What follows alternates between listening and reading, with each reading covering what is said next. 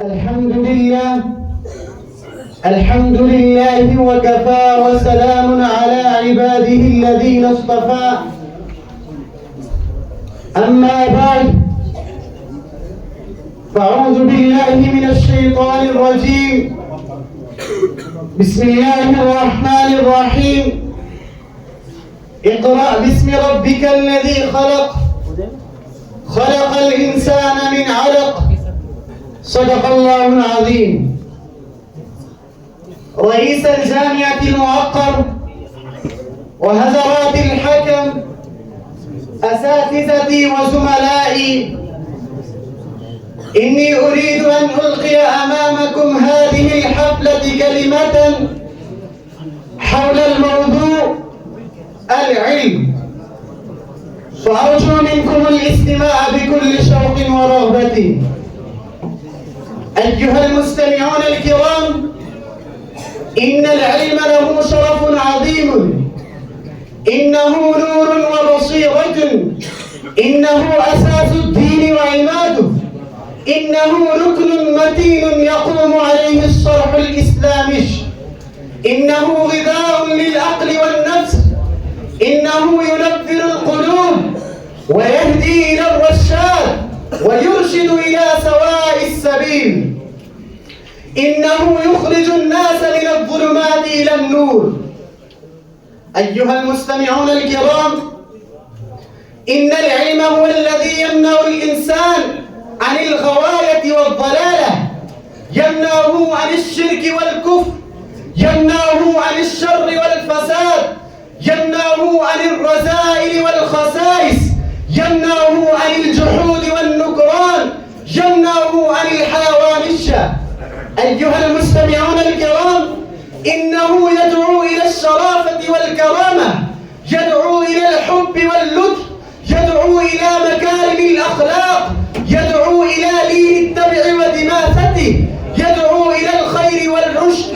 إنه بحر زخار لا يشبع صاحبه ولا يرمي ذنبه، منهومان لا يشبعان، منهوم العلم ومنهوم المال، لا يحصل عليه إلا من احتمل المساء وتحمل المصائب، لا يدركه من يريده عبا بلا تعب.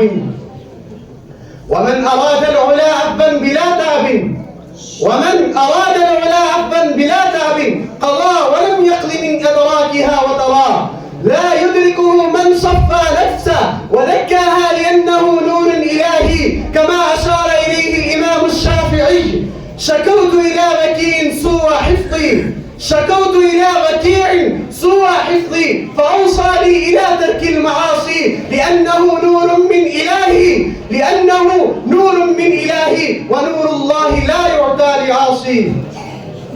إنه لا يطلب بالأماني الفارغة والأحلام الكاذبة.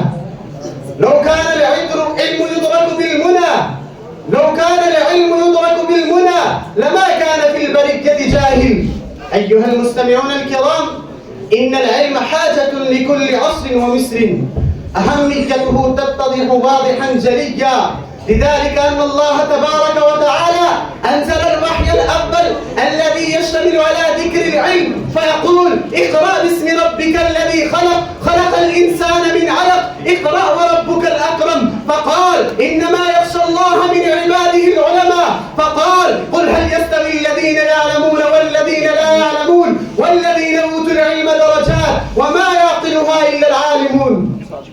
وسرد نبينا وحبيبنا وصديقنا: إن العلماء ورثة الأنبياء، وإنما ورثوا العلم، فمن أخذه أخذ بحد وافر. وقال عليه الصلاة والسلام: من سلك طريقا يطلب بها علما سهل الله له طريقا إلى الجنة. وقال: لا حسد إلا في الاثنتين: رجل آتاه الله مالا فهلكته على الحق، ورجل آتاه الله الحكمة فهو يقضي بها ويعلمها. فقال: فضل العالم على العابد كفضل القمر ليلة البدر على سائر الكواكب، وما إلى ذلك من الفضائل والدلائل التي تدل على أهميته وفضيلته. أيها المستمعون الكرام، إني لا أطيل الكلام، وأعيد إلى مسك الختام: أكدوا عزمكم وارفعوا هممكم للحصول على العلم، واتركوا الكسل والبطالة، لأنه لا يعطيك بعضه حتى تعطيه كله، ولتكون لكم السعادة الأبدية السرمدية. واجهد ولا تكسل ولا تك غافلا، واجهد ولا تكسل ولا تك غافلا، فندامة العقبى لمن يتكاسل. وبذا أختتم كلامي.